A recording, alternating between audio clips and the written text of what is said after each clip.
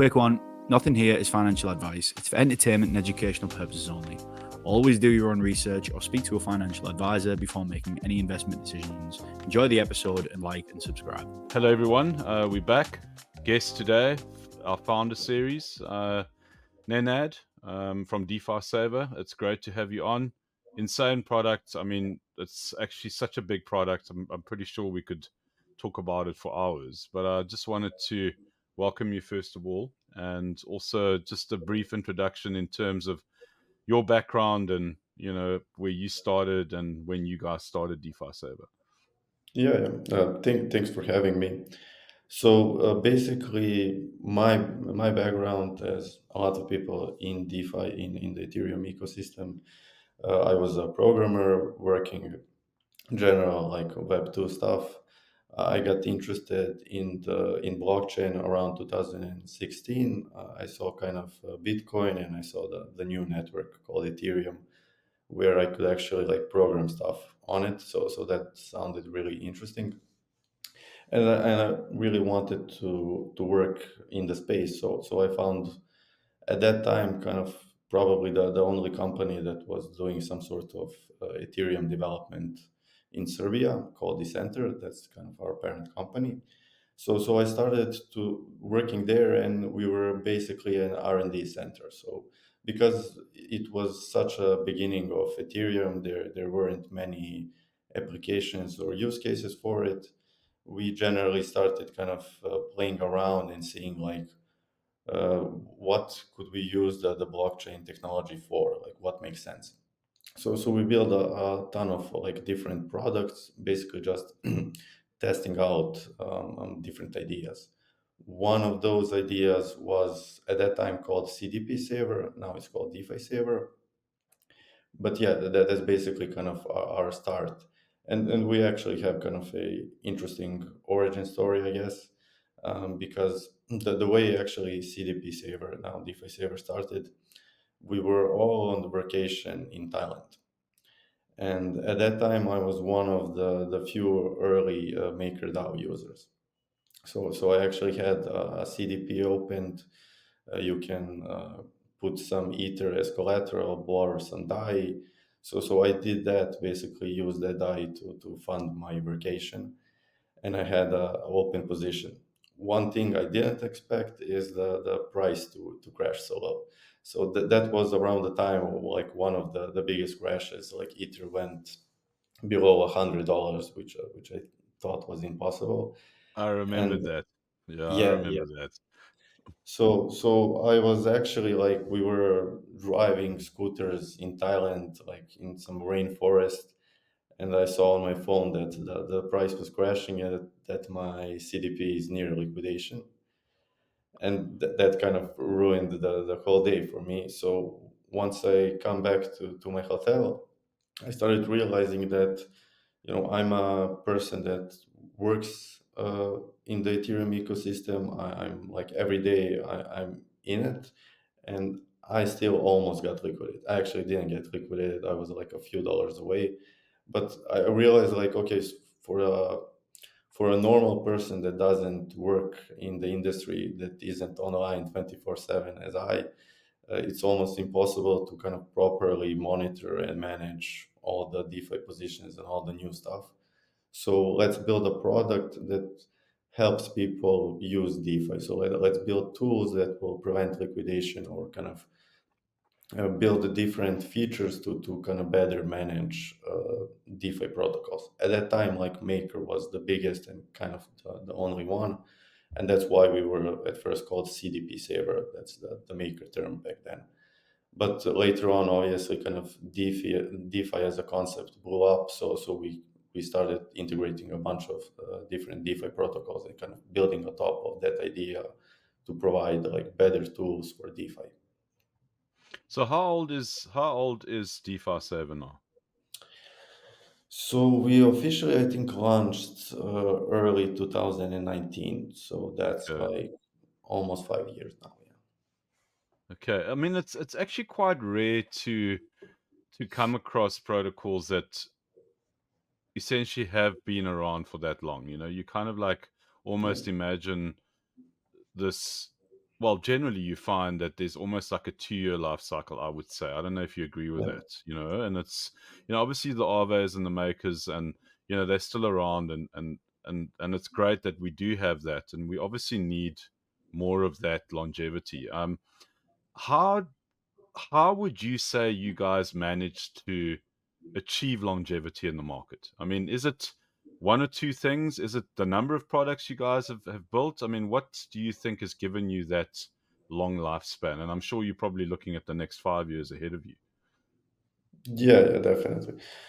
So I guess one part of the equation is like building in the bear market. So it's kind of easy to launch a product when the hype is all over the Yeah. place. It's easy to race around. It's easier to acquire users, right? Because we were working during the bear market where not a lot of things were happening, and we were still working on it, and kind of saw the results later on once the kind of DeFi ecosystem blew up. We kind of realized that like even in traditional markets, you always have these like cycles. In crypto, they're much sharper and shorter, so you have to kind of think long term and kind of plan ahead. So we generally try and don't do things that we think are kind of short-lived, right? So if we're gonna integrate something or provide a feature, we kind of think long term, like is it usable now? Is it usable in a couple of years? Is it something that's gonna last? So I feel like a lot of you mentioned like a company like Aave. I mean, they were one of the first lending protocols in Ethereum ever, right? Even before Aave as a company existed, they have a lending protocol that was like peer to peer.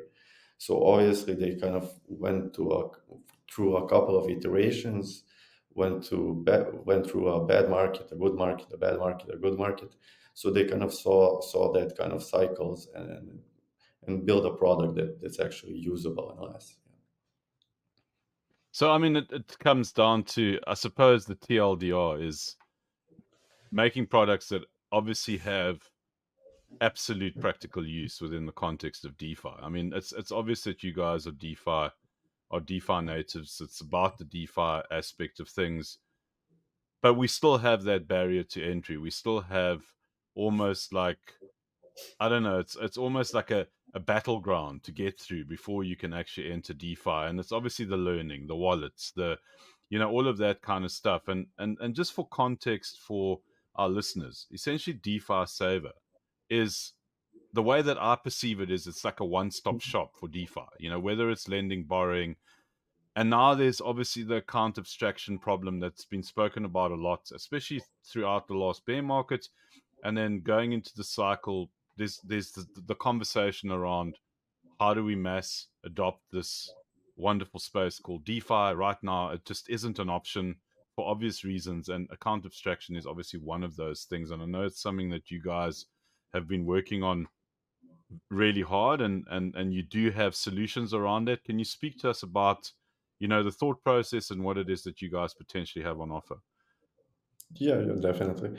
So the term account abstraction, I guess it was coined pretty recently.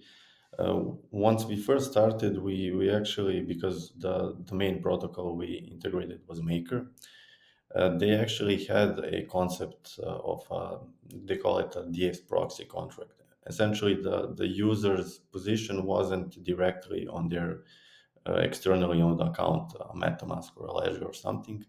There was a abstraction not seen by a user, that they actually had like an intermediary contract, which helped a lot to provide like additional features where you can bundle a whole bunch of transactions and just make it into a one transaction. You don't have to know like the internals of Maker. You can just click supply, and they do a couple of different operations in the background.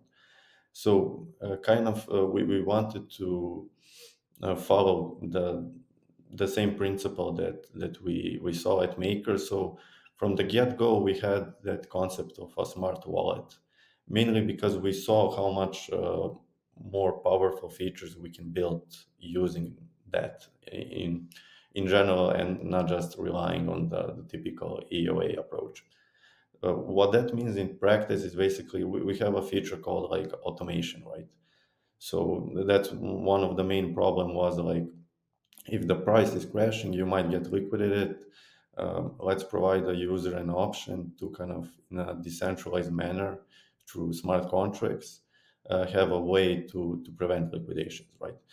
And so without the smart contract layer, the smart wallet layer, you can't build trustlessly a system that doesn't use account abstraction with it.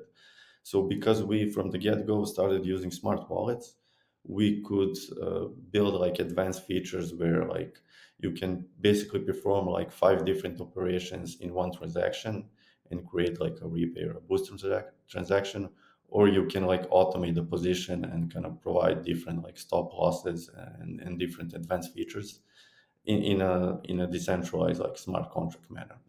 That's also important for us.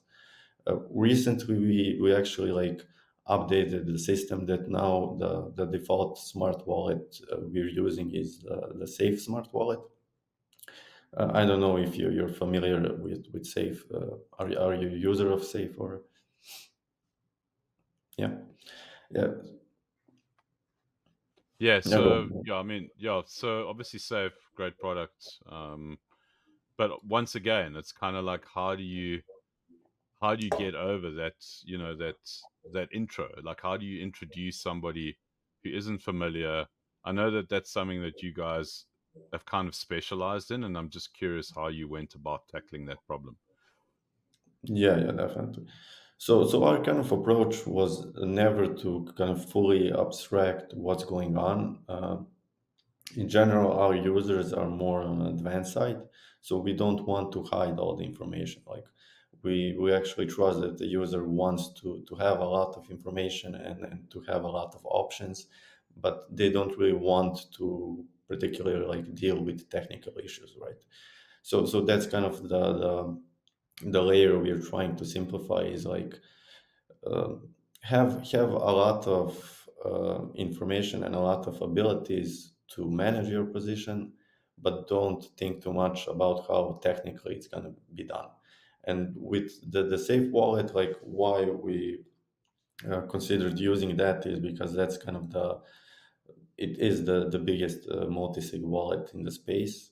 uh, I actually think, and we think as a company, that like the smart wallets and the multi-sigs are kind of the way to go as far as security and usability. So with our app, it's kind of pretty easy to even um, maybe like it's pretty easy to use the safe without worrying too much what's going on in the background. Like it's a one click to deploy the safe. As a default, it's not a multi-sig. You're the only owner of the safe. If you want, you can add and create it to be a multi-sig if you want better security. But as a user, we didn't add additional complexity because you're using a smart wallet. In general, you just have some cool little features because you are using it. So there's not too much more added complexity from a technical side, but you get much more abilities to better manage and have some cool features on top of it. Yeah, I mean, I completely agree with you. I mean, it's obviously security is the biggest thing. We've seen it over and over again. People post links, people click those links, and it's so easy. I know even the most experienced DeFi users who get caught out 2 in the morning, tired, and they'll end up clicking on stuff.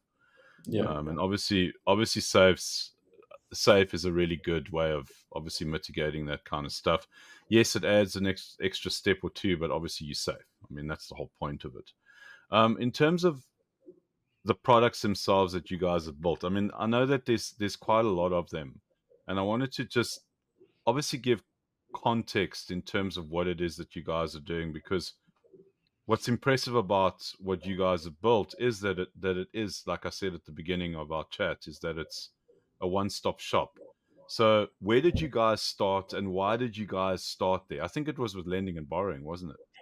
yeah, definitely. So like I mentioned, like the maker system was kind of the biggest and the first like DeFi protocol that really kind of catched on. So the first idea was to provide a really good Maker dashboard and provide like additional features to use Maker. It wasn't so easy to use, so we wanted to provide those additional features and to provide the automation features for it. Very quickly, like the lending protocol Compound started to take off. So we integrated Compound as well, rebranded to DeFi Saver because now we were doing different DeFi operations. At the same time, a couple of decentralized exchanges popped off, and the liquidity on Ethereum was starting to actually be usable, right? Because people don't remember, like 5 years ago, most trading and liquidity were done on centralized exchanges, right?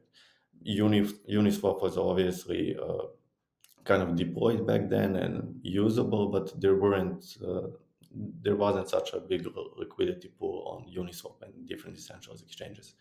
So kind of the good thing about DeFi is that all the building blocks were starting to be put together, and we essentially started to integrate each one.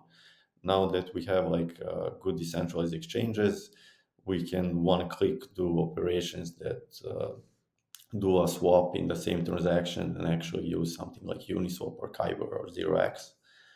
And we can integrate protocols like excuse me, protocols like Maker, Compound, Aave. Obviously, later on, we added stuff like Liquidity and others as well. So we saw kind of the explosion of DeFi, and one of our challenges was to determine like what protocols we want to integrate and kind of what advanced features we want to provide. And we always kind of were thinking on the side of like what isn't a Ponzi, what will be usable in a few years, like what has some really good background and kind of a good technical implementation and security wise and so on. So at the current point, I see like DeFi Saver as a collection of like good and usable DeFi protocols, and we provide like additional services for you to make it easier to manage and potentially not lose money and so on. Okay, so I mean, the way that I perceive what you guys have built is that it's almost a layer that goes on top of Compound Yeah, Maker. And you've chosen, like you said, let's choose products that we can effectively support and allow easy access and easy entry and convenience that aren't Ponzi's, that actually tick all the boxes that we believe uphold the principles of DeFi from a game changing perspective. And we know that, we obviously know that MakerDAO's, obviously pushing that, the real world asset, narrative. We've got Compound, we've got Aave, which is probably one of the best lending and borrowing platforms in the space. And then there's obviously others. You guys obviously have aligned with Curve, Llama Lend, MorphoBlue. I'm just looking on your website at the moment, yeah, Spark, Reflex. So in terms of the layer itself that you guys have created, primarily it's about ease of use. Is that correct? What were the objectives that you guys were looking at yeah. when you started out with that? I wouldn't really even say like ease of use. It was more about ease of use around like stuff that isn't so easily done, right? So we notice like patterns like that. A lot of people are creating a position to essentially create a leverage position, right? So they put Yeah. some ether, borrow a stable coin, then they go and sell it, then they put it back in, and then they loop it, and then they do like 20 transactions by hand. And if the price or something changes in between, if the transaction fails, like it's all kind of tiresome. You have to have technical knowledge, you have to pick the right exchange and so on. So we kind of obviously saw the use case there that we could use a concept called flash loans. So like in one transaction, instead of doing 20 transactions, we can do a one transaction, one click transaction, provide all the info how the position will look once the transaction is executed, and do that. So that's kind of the simplest example where we didn't abstract that you don't really see what's going on or that you don't know which protocol are you using, right? you go to our dashboard and you kind of choose if you want to use Aave or Spark or Morpho, and you're kind of, that there's some differences and maybe you prefer one protocol or one asset instead of another, but the complex technical actions are kind of simplified, and you get better info what's going to happen and what's going on. So that was kind of the big use case is kind of how can we enable users that it's easier for them to manage the position without having so much technical knowledge about how they're going to perform certain actions, while we know we can kind of through our code base build it in like one transaction with additional checks so that things don't go wrong with additional info, so you actually know what's going on. So it was a lot of kind of ease of use for already existing users. It wasn't so much for retail or for people that weren't into DeFi to kind of start. I always say we're probably not the best protocol as like for your siblings who don't know DeFi to go. Like there's easier apps to kind of make a first Ethereum transaction, but once you're interested in DeFi and maybe you have a position or want to have a position, then it's probably a really good platform to kind of know what's going on and to kind of easier manage it. Yeah, I mean, it's something that is obviously needed. I mean, in terms of the looping thing, if you've been in DeFi for any amount of time, people will know exactly what you're talking about. There's nothing worse than trying to do that and you get that discrepancy in price. And I think that's awesome. I also like kind of like the loan shifter, which I think a lot of people aren't even aware of. Just talk us Yeah. through that, because I think that's such a kick-ass product that you guys have built. Yeah. I actually really enjoy like presenting and telling people about the loan shifter. It really kind of highlights why I think one of the reasons why I think like the DeFi is better than traditional systems. So with the loan shifter, kind of a TLDR, it's easier to shift positions between different protocols. You can do it with one click. So if you are using Aave or Morpho and want to move to a different protocol because they have better rates, you create a one click and it's done. Or you can maybe change you're borrowing USDT, but the rates are too high, or you don't want to borrow it anymore. You can kind of easily switch to another stable coin.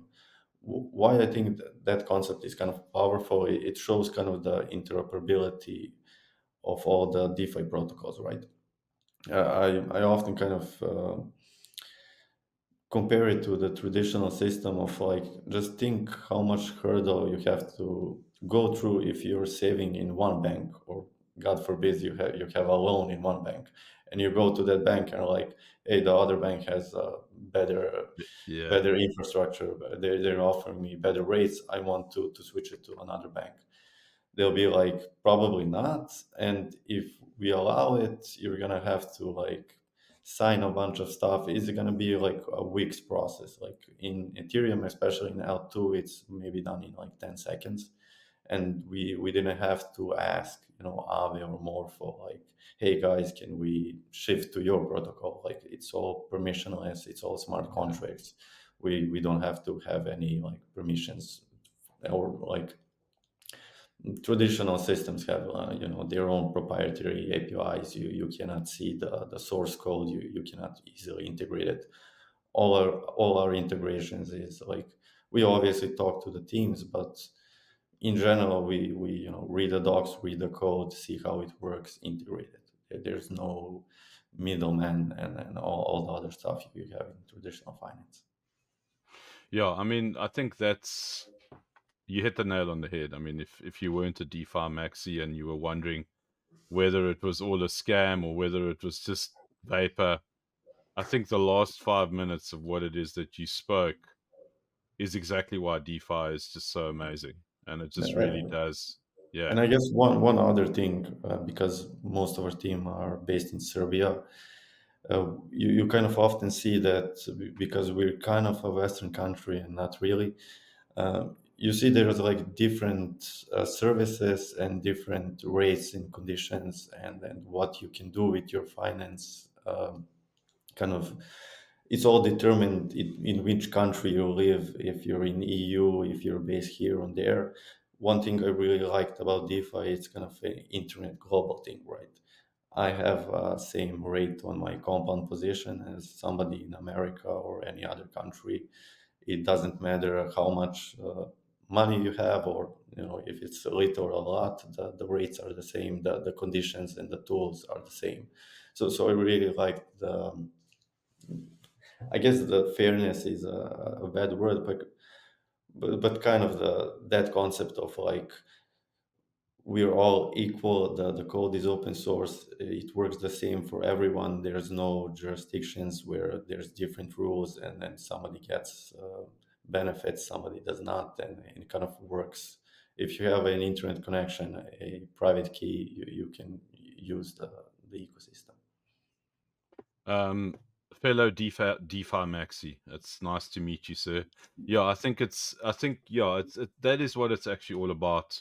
When you look at the bare essentials, it's great that we can do that kind of stuff in DeFi. And what's also really cool is that you guys have obviously created those shortcuts. I mean, but with those shortcuts, I have to ask the question: what are the security implications around what it is that you guys are doing as a layer? Yeah. I don't know if that's the way to interpret it, but yeah, I'm just really curious because obviously we've spoken about security, we've spoken about safe, but now how does that translate if I'm moving stuff around and you guys are being that conduit? How does that impact Right. your planning and obviously delivery?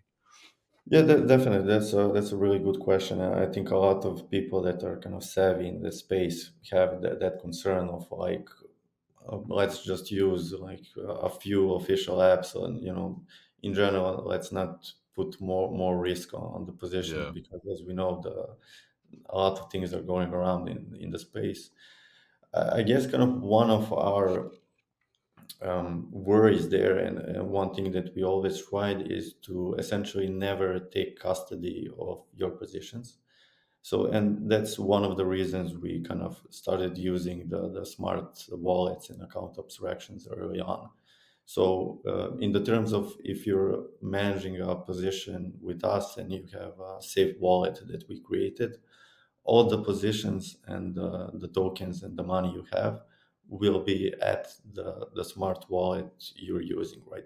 So we don't have custody of those funds, and the contracts our contracts that are kind of building the position, kind of the risk there is in that transaction, that the transaction might fail, or that the output isn't correct. And that's something that we worked a lot, that you actually see the output and that we kind of verify that the position is created correctly.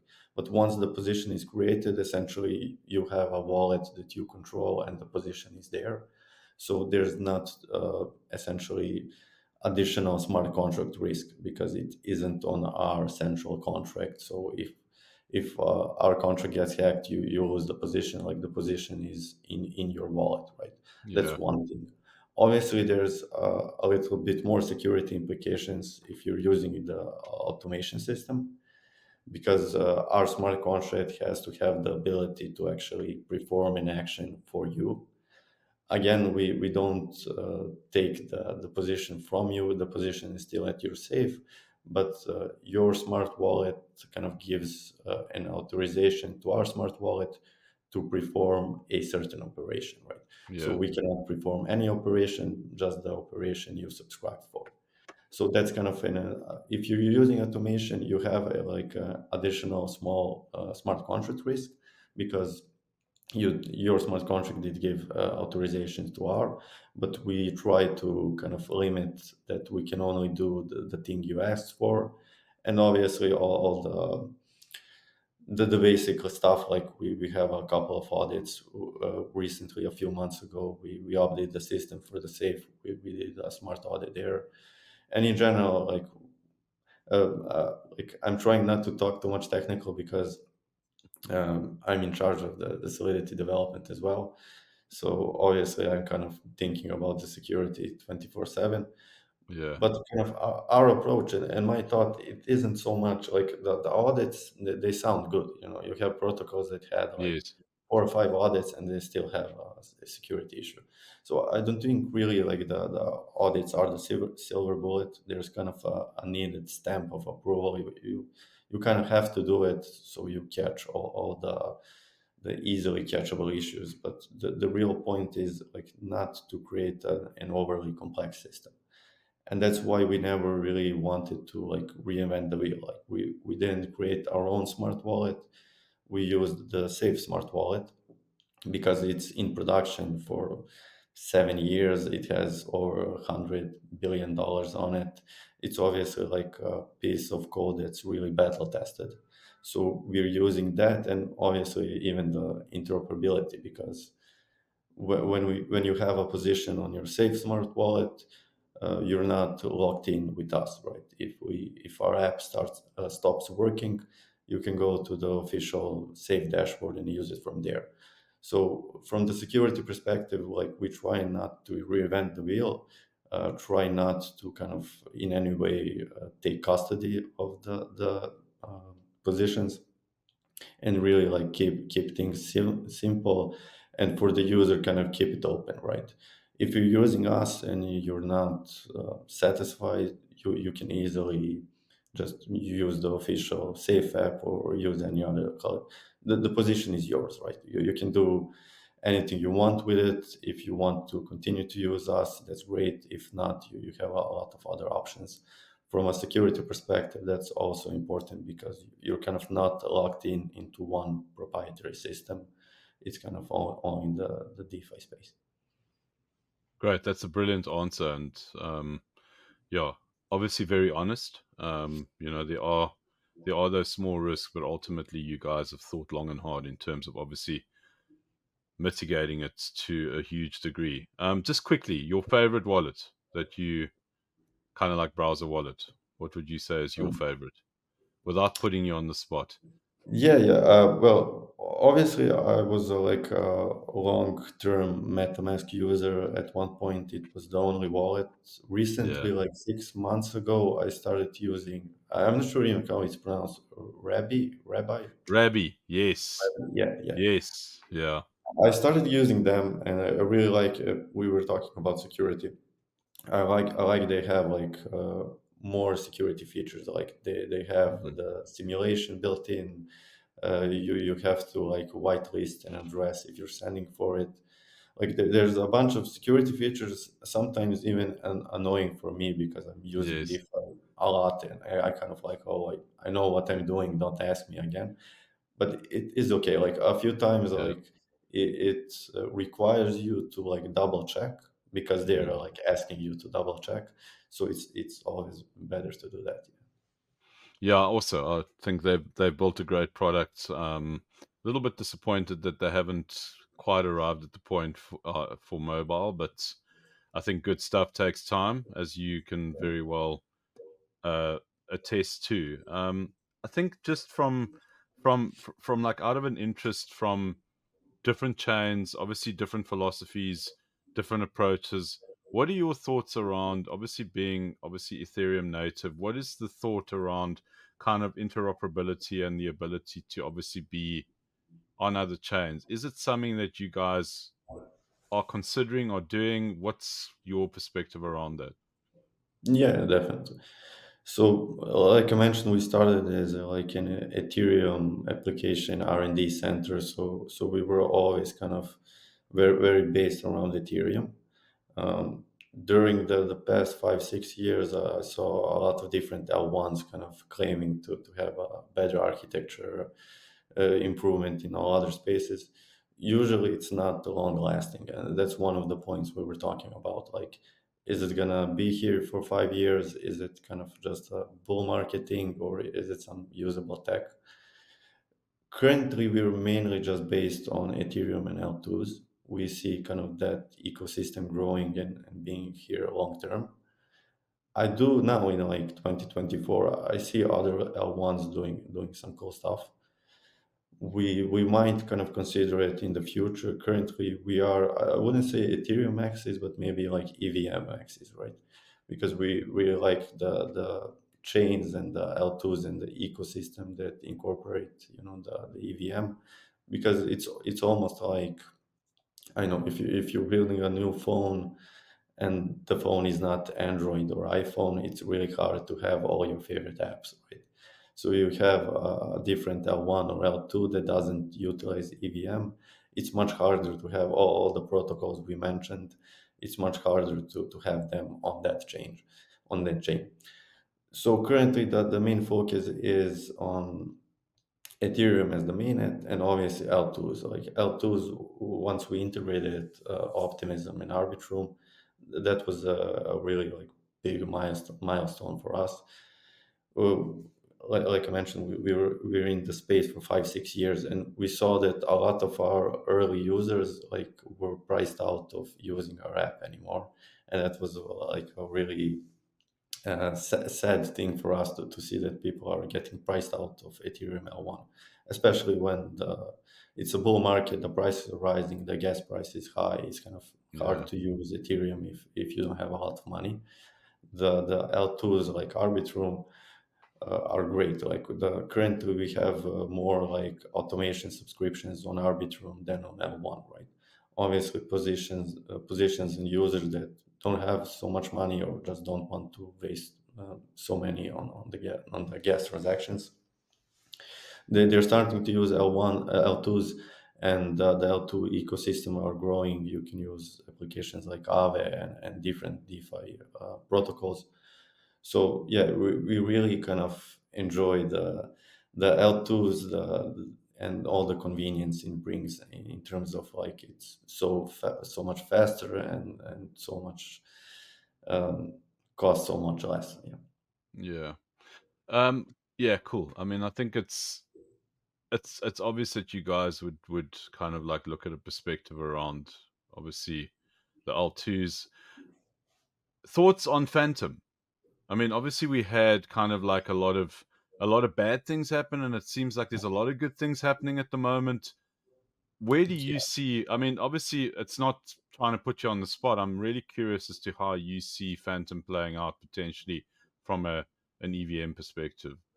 Right, right. Yeah, I'll be totally honest. Like, I can't give like a good perspective on it because I don't know so much about it.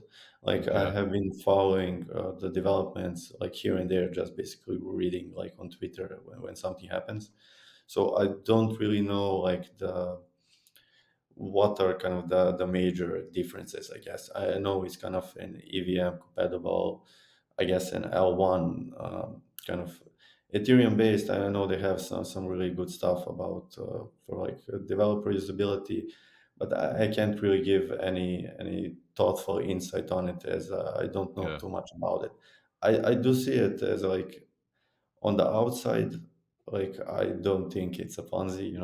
I think it's kind of a legit project. I see they're trying to do some good stuff, but I don't have like any insight if it's gonna work or not.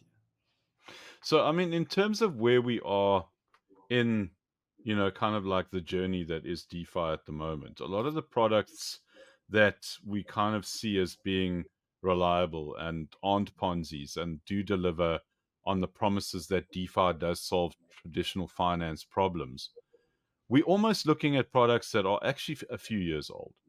We're not really seeing kind of like adventurous products and protocols coming in that are pushing the boundaries. Is that an accurate assessment of the situation? And if it isn't an accurate assessment, what are you seeing at the moment that interests you from an innovation point of view that has you thinking, you know what, this thing probably could be a game changer, and that could actually be something that we would consider integrating into in the future? Yeah, definitely. Like one thing I think people don't realize that how much the DeFi ecosystem has improved from like a few years ago.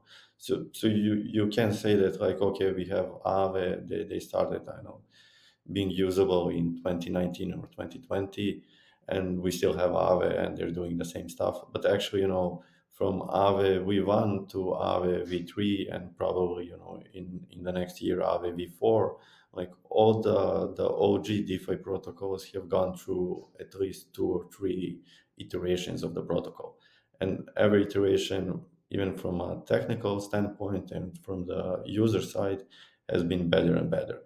Now we see kind of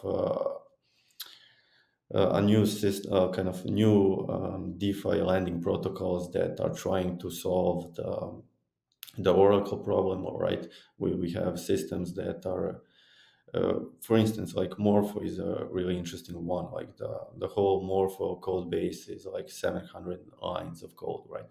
It's kind of a really a core system, really like tightly built, really simple, but has abilities to kind of easily extend it. So I really see that as kind of an evolution process that we're now kind of going from like experimentation to actually protocols that are kind of ready to be used in the next 10 years.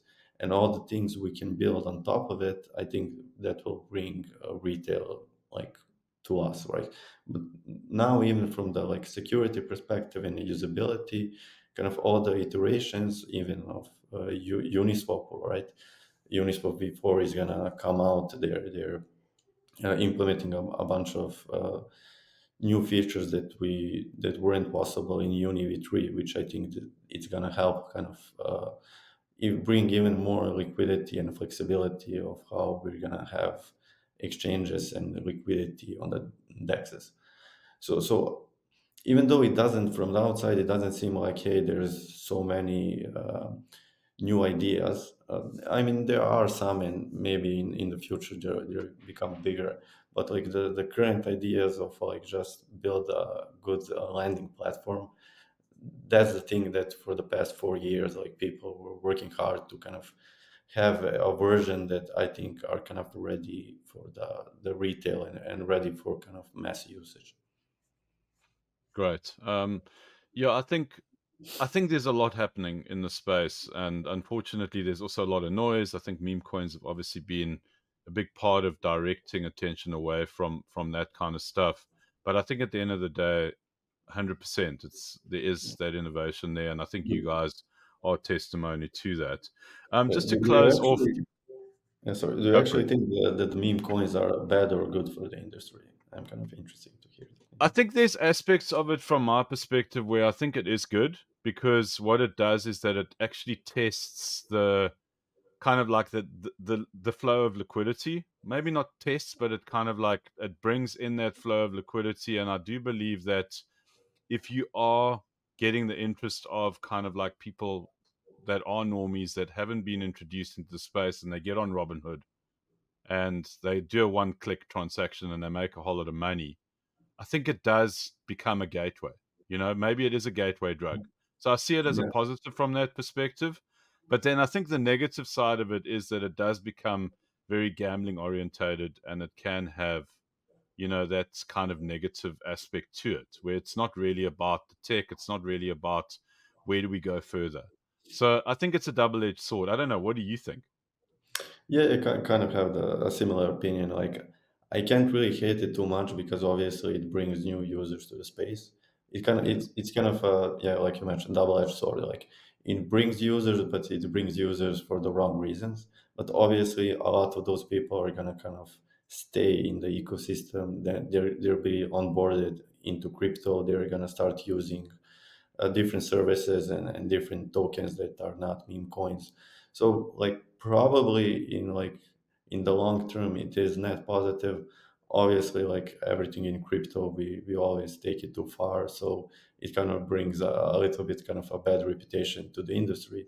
But I think like the people in general are gonna see the good parts as well. Like the bad parts sometimes just bring more users to the game.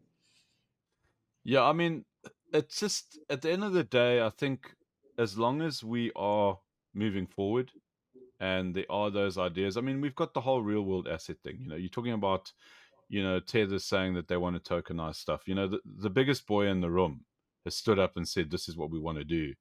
And Yeah. I think that's where we need to go to. You guys are building products that are allowing for essentially an effortless process of being able to lend and borrow, affording you the opportunity to shift those loans around. whatever it might be. The point is that the space is growing. There's more people involved. There's more liquidity coming into the space. And that's a net positive at the end of the day, irrespective of whether you've got that degenerate, like irresponsible thing happening. I think it's going to exist regardless, whether you go in any space. And I think for us, I think it's important to recognize kind of like, where those problems are, and then, just moving from that. Yeah. I wanted to just kind of like close off with, the future of DeFi Saver. What does that look like in terms of, like the products that you guys are building? Is it more of the same? Is it about being more on a mobile platform? What are you guys looking at for the future? Right. Yeah.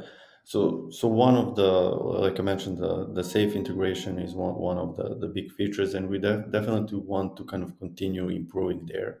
Like one of our kind of opinions are that the smart wallets are probably like the best from the security and operability, kind of ease of use and security option for the user to be onboarded. Right. I really think that in the next 5-10 years, people should mainly have smart wallets where you can easily add a module that will enable a two-factor authentication or add different signers, or even like one of the features we're working now is kind of, because we have the smart contract system set up, we can provide like a transaction relay kind of service.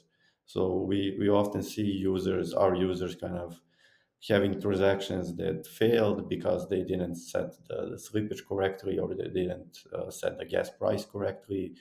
We have users that are getting meved, by bots because they don't use RPCs that have protection.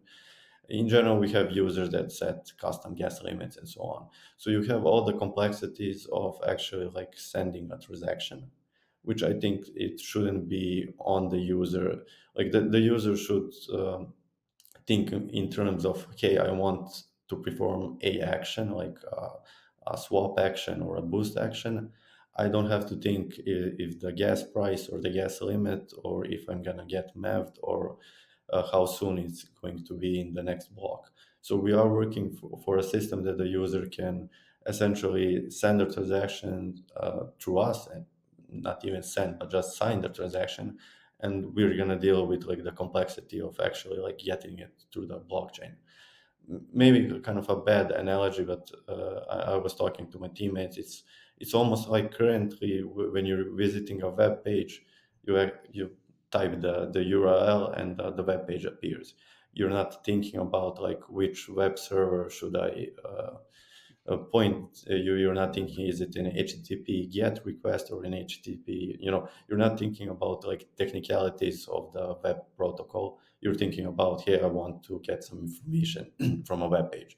So we're kind of trying to add like, obviously always additional protocols and more features, but work a bit on kind of the security and the usability aspect, where the user can easily have like better security on their wallets, have kind of easily use a multi-sig for their own use case, or you easily have a two-factor authentication, easily send a transaction. They don't have to think about technicalities of how the transaction will go on. So kind of improving that kind of UX, that they don't think too much about the core technical aspects, but think about their positions and what they're doing with their assets. So that's kind of a big direction we're going at.